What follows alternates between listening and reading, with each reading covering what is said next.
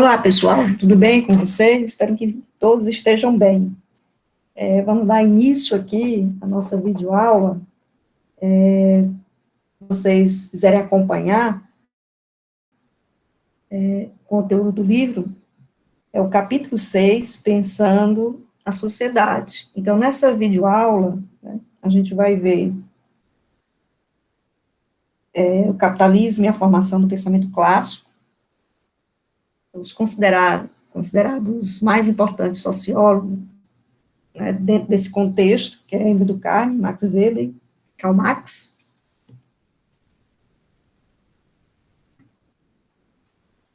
Ok? Estamos na nossa segunda semana de aula, a segunda semana de fevereiro, tá bom? Então, vamos lá.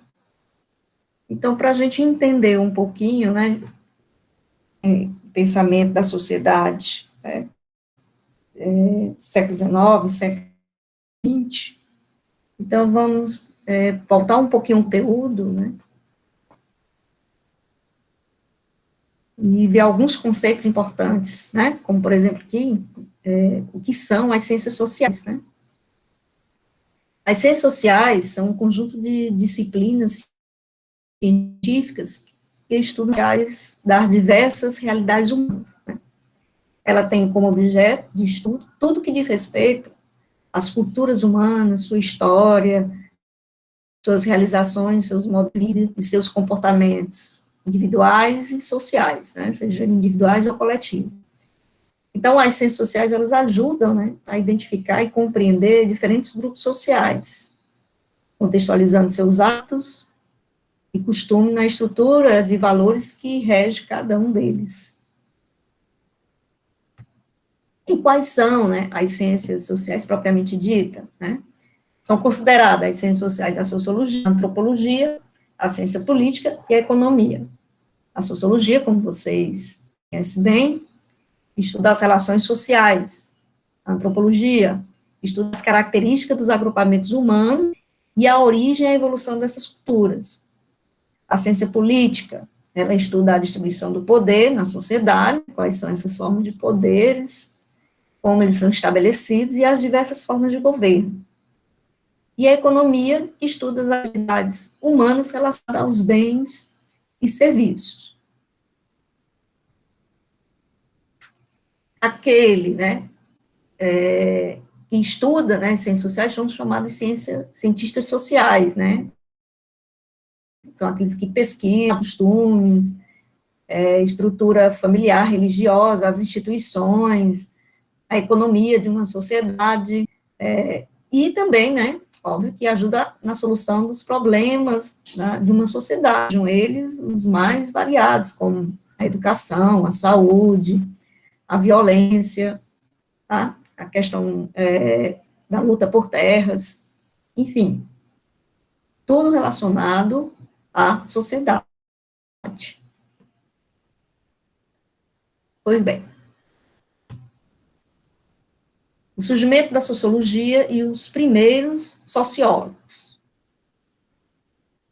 Obviamente, né, estudar sociologia, pesquisar sociologia, isso é uma coisa que desde a antiguidade que se faz, né, desde a Grécia Antiga, né, sociais. Mas chegar, né, a criação de uma disciplina específica, né, de uma ciência específica, aí a gente fala que é do século XVIII, século XIX, né, como vocês estão vendo aqui, né, o Saint-Simon, né, o Conde, né, Saint-Simon, um teórico social francês. Saint-Simon, ele era aquele teórico, né, chamado socialismo utópico, né, ele idealizou uma sociedade futura, dominada por cientistas, banqueiros, industriais, comerciantes e operários. Ele defendia, né, a igualdade entre os homens, de modo que a sociedade fosse organizada como uma grande família, por isso que ele foi considerado, né, aquele sociólogo utópico, né, que ele uma sociedade que todos vivessem harmonicamente, que isso é uma coisa que a gente sabe que é muito difícil, né? Quase impossível de acontecer essa sociedade, por isso que ele era considerado utópico, né?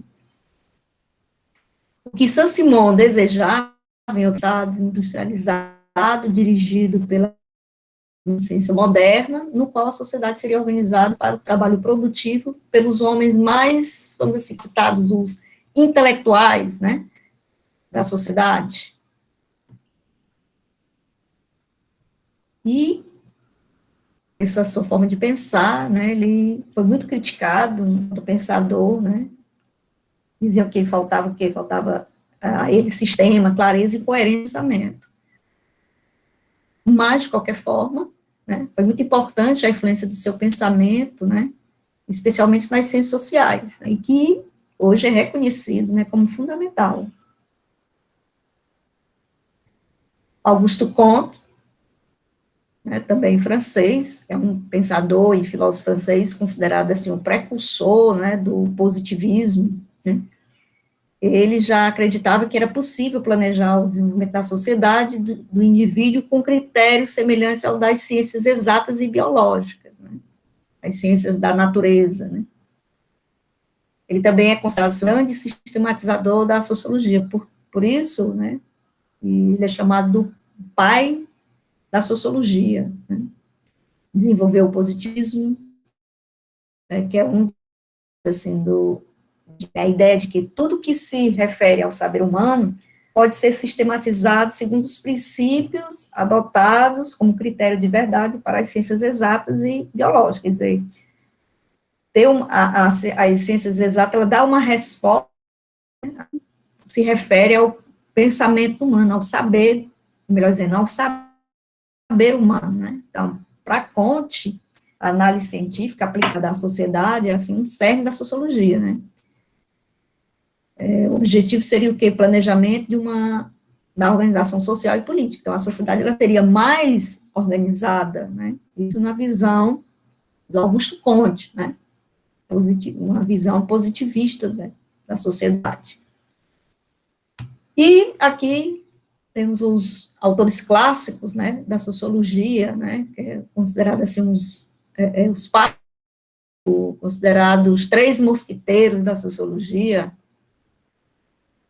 o Max Weber, Karl Marx e Emile Durkheim, né, são considerados assim, os três autores clássicos da sociologia, uma vez que essa tríade, né, de pensadores formularam as ideias mais gerais da sociologia enquanto ciência. Então, a gente vai ver aqui cada um deles, né, resumidamente. Karl Marx, né, viveu dentro do contexto do século XIX, da Revolução Industrial, né, sociólogo alemão, aprimorou as ideias, né, de Augusto Comte e criou a sua própria visão de sociedade e da sociologia, né. Ele analisou profundamente, né, o sistema capitalista, a sociedade industrial, a luta de classe, né, fez uma crítica, né, contundente ao sistema capitalista em suas obras, dentre elas, né, o mais conhecido, o Manifesto Comunista, que aí ele propõe, né, os fundamentos do socialismo científico, e o Capital, né, que ele faz assim, uma análise, né, do modo capitalista, né. Então, vocês estão vendo aqui, né, uma estrutura, um desenho, que seria, né, o, o sistema capitalista, né, que vocês observarem, mas lá em cima, né, tem um de dinheiro, né, o capital, né, e logo abaixo, né, tem os nós mandantes, né, aqueles que mandam, que têm um poder, né. Abaixo, acredito que seja aqui, né, a religião, nós enganamos vocês. Aqui a força, né, nós atiramos em vocês. É isso? Aqui, nós comemos por vocês. Aqui seria o que? A burguesia, tá? E embaixo aqui da pirâmide, né, na base da pirâmide, né, nós alimentamos todos vocês, aqui na base da pirâmide, seriam o quê? Todos os trabalhadores. Então, pessoal, para Marx, né, essa estrutura aqui do capitalismo, ele desvirtua o trabalho humano para essa aqui, né, total desigualdade e exploração, né? A base aqui, que seriam os trabalhadores, olha aqui, né? Eles que estão sustentando, né, as outras classes, tá? Para Marx, somos dos de produção, né, que vendem sua mão de obra. Vocês vendem a sua força de trabalho. Assim, as relações de produção são desiguais, né? E as diferenças, elas agravam a condição da pobreza do proletariado. Ainda, né, Marx observou a realidade de sua época, né? Que era o quê? Contextualizando o período da Revolução Industrial. No entanto, sua análise pode ter uma relação, né, com o mundo contemporâneo, com os dias atuais, né? Pelo fato dele ter vivido aquele período, dele ter produzido naquele período, dentro do contexto da Revolução Industrial, não quer dizer que não possamos trazer para os dias de hoje. Pelo contrário, né? O pensamento de Marx sobre o capitalismo, ele está cada vez mais atual, né? Obviamente, né, existem algumas críticas, né, mas, de uma forma geral, o seu pensamento, né, contra esse sistema, né, que promove a desigualdade e a exploração que a gente vê hoje na nossa sociedade. Marx, ele propôs alguns conceitos para a análise de uma sociedade capitalista, como a superestrutura, a infraestrutura, a mais-valia e a alienação. Resumindo, né, que a gente não vai adentrar, aprofundar, para que esse vídeo não fique muito longo, então a gente vai resumir alguns desses conceitos. O que seria a superestrutura? Seria o poder do Estado, né? A infraestrutura, a organização da sociedade, ou seja, os burgueses são os donos do meio de produção e os proletários, donos da força de trabalho. A mais-valia, ela corresponde à exploração de vida, ou melhor, corresponde à exploração da mão de obra traduzida nas horas não pagas ao trabalhador. Ora, a gente sabe que o trabalhador tem uma determinada hora de trabalho, mas o que ele ganha não corresponde, né, o que ele ganha realmente o que produziu. Então, Marx vai chamar isso aí o que de mais-valia. Alienação, né, esse termo, Marx, ele descreve o quê? A falta, né, descreve a falta de contato e o estranhamento que o trabalhador tinha com o produto que fabricava. Vocês devem ter visto isso na história, né, que o trabalho fabril, né, o trabalho dentro das fábricas, ele leva à alienação do trabalhador. Essa alienação, né, o trabalhador, ele deixa de criar seu próprio produto, porque quem vai criar ali, né, são as máquinas, né? Então, ele não controla mais a produção, né, do que ele está fazendo. Ele está cada vez mais especializado, né, em coisa, e ele não vai saber o fim daquele produto. Então, ele acaba perdendo, né, o fio da criatividade. É isso que o Marx, ele coloca, né, que o homem, né, o trabalhador, melhor dizendo, ele vai sofrer um processo de alienação. E uma observação importante, gente, olha, os salários são o pagamento da força de trabalho que o proletariado vende em sua relação de trabalho com o capitalista, né, que é um capitalista dono do meio de produção. Marx analisou a relação dos patrões com o proletariado, né, o proletariado. Quem era o proletariado? É aquele que vende a sua força de trabalho, né, o trabalhador. Então, ele definiu como classe social os indivíduos que se identificam e se unem para questionar a realidade de exploração que inserem. Ele verificou ainda, os conflitos entre as classes sociais são uma mola que move a evolução da sociedade por meio das transformações que podem provocar. Então, para ele, só é possível dos indivíduos com base nesses antagonismos, nas contradições e nos entre as classes sociais, os donos dos meios de produção e o proletariado, que é aquele que vende a sua força de trabalho. Então, ele diz que só é possível entender, né, as relações dos indivíduos com base nos antagonismos, né, dentro dessas contradições e os conflitos que são gerados, né, dentro da classe social.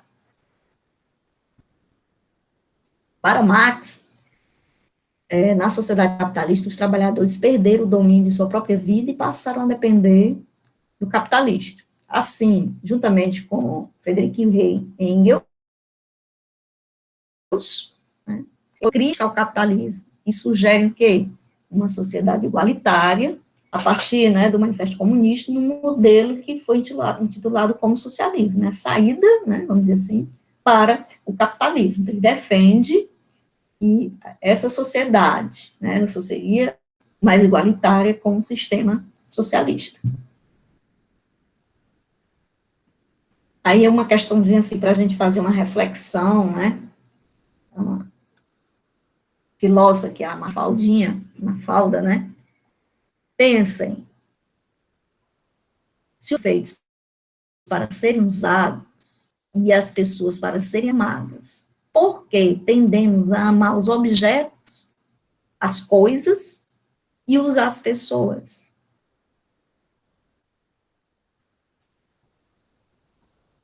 É um momento assim de reflexão, né, pessoal? Tá? Emile Durkheim, né, viveu meados do século XIX, né, início do século XX, né,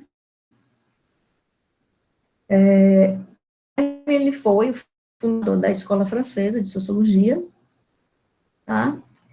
Ele dizia que a sociedade sempre tem que estar acima, né, dos indivíduos, dispondo de certas regras, normas, costumes e leis, e estas se solidificam em instituições sociais. Isso é a base de toda e qualquer sociedade, para Emile Durkheim. As instituições, tá?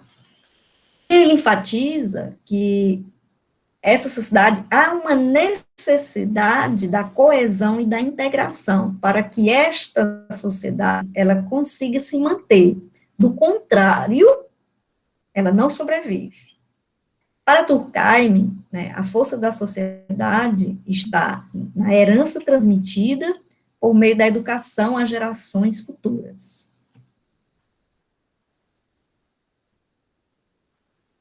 E que instituições seriam essas, né? A família, a escola, obviamente, através da educação, o Estado e religião. Então, segundo Durkheim, né, essas instituições sociais que reúnem assim, elementos básicos e essenciais de uma sociedade.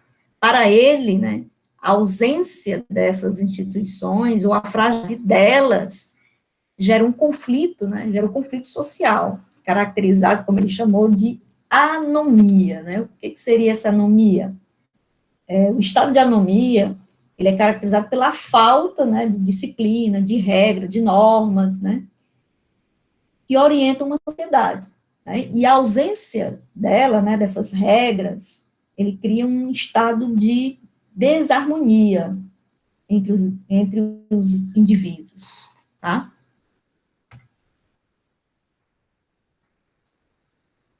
Durkheim também tem como objeto de estudo, né, os fatos sociais, né? Ele considera a socialização um fato social amplo, né? E diz que fatos sociais têm três características fundamentais, né?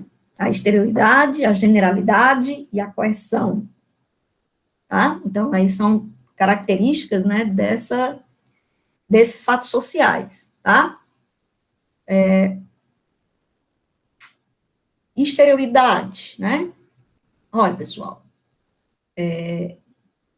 existem e atuam sobre os indivíduos independentemente de sua vontade ou adesão consciente, tá? Isso aí é a exterioridade. A generalidade, todo fato, né, social, ele é geral, isto é, que se repete em todos os indivíduos, ou pelo menos na maioria deles. A coerção exercem força sobre os indivíduos, levando-os a conformar-se às regras da sociedade em que vivem, independentemente de sua vontade e escolha, né? O grau de coerção de um fato social pode ser identificado pelas sanções sociais que ela provoca, ok? Então, exterioridade, generalidade são características, né, de fatos sociais, né?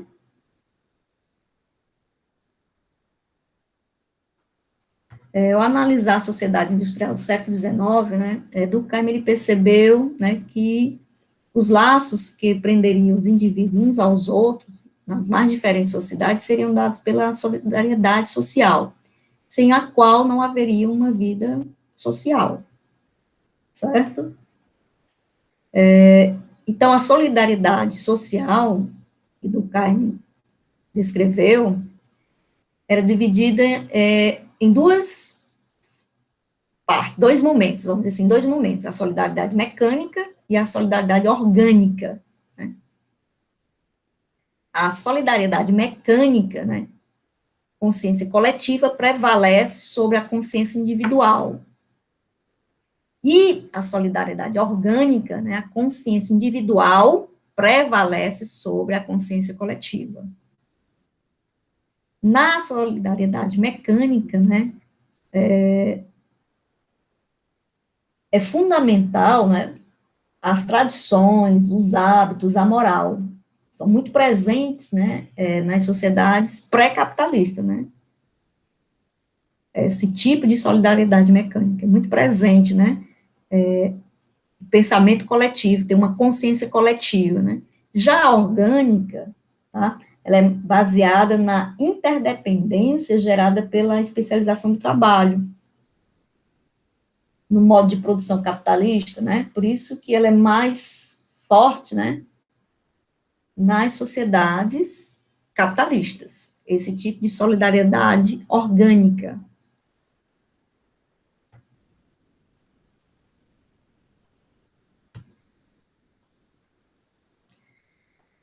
Durkheim, ele ainda propôs, né, um método para a sociologia, que consiste no conjunto de regras que o pesquisador deve seguir para realizar de maneira correta sua pesquisa, né.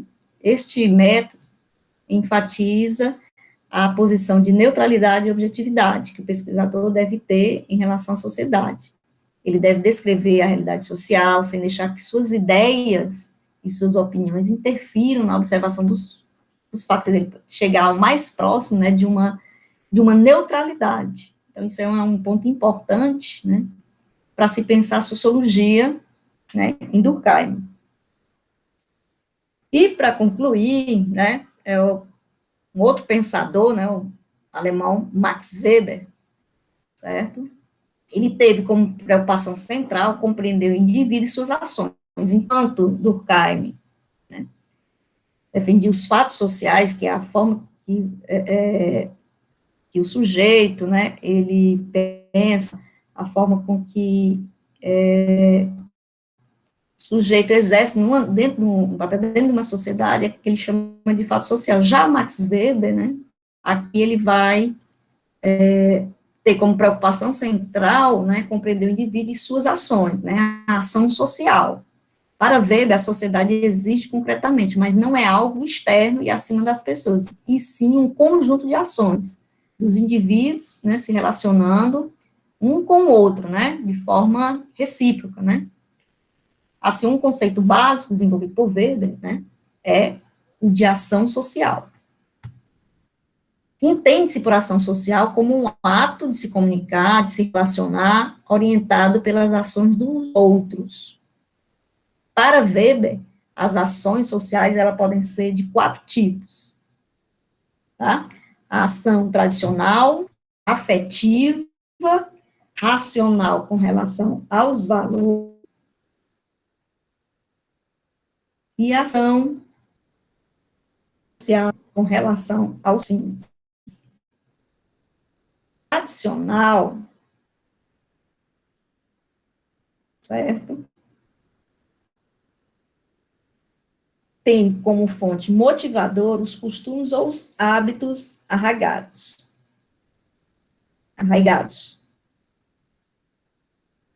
A afetiva, social, afetiva é em que a conduta ela é movida por sentimentos, né? O sujeito ele age de acordo, né, com os seus sentimentos. Por exemplo, orgulho, a vingança, a loucura, a paixão, a inveja, o medo, né, etc. E tal. A ação social racional, né, tem relação aos valores, né, na qual não é fim orientar existe um valor ético, religioso, político ou estético. E a ação social com relação, né, a fins, né, na qual é estritamente racional. Toma-se um fim e este é, então, racionalmente buscado. Há a escolha dos melhores meios para se chegar ao fim, né, de uma forma muito racional. Ou seja, aqui, ó, os tipos de ação são, aqui, ó, os conceitos, né, ação tradicional, aquela determinada por um costume, um hábito arraigado, a afetiva, aquela que determina por afetos, né, como são, você age de acordo com os seus sentimentos, né, aqui de acordo com os seus valores, e com relação a fins, né, nada pelo cálculo racional que coloca fins e organiza os meios necessários, né, mais racional, uma atitude mais racional.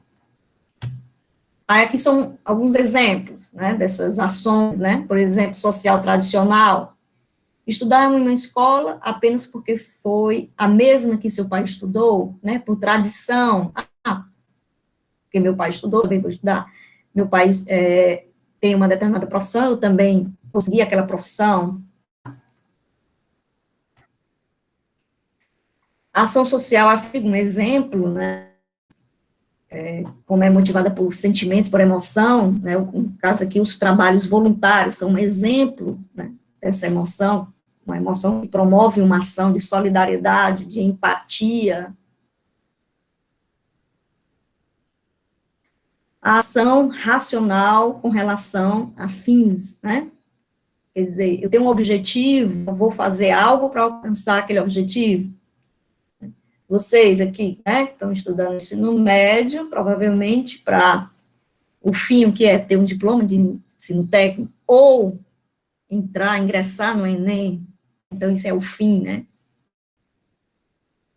Se dedicar ao trabalho para ser promovido, né?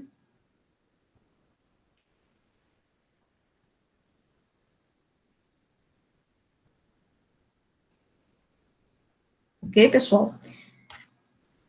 Então, as dúvidas, né, que surgirem sobre essa aula, aí a gente vai tirando no grupo de WhatsApp, tá certo? Então, a gente vai aqui encerrando mais esse encontro, e até a próxima aula.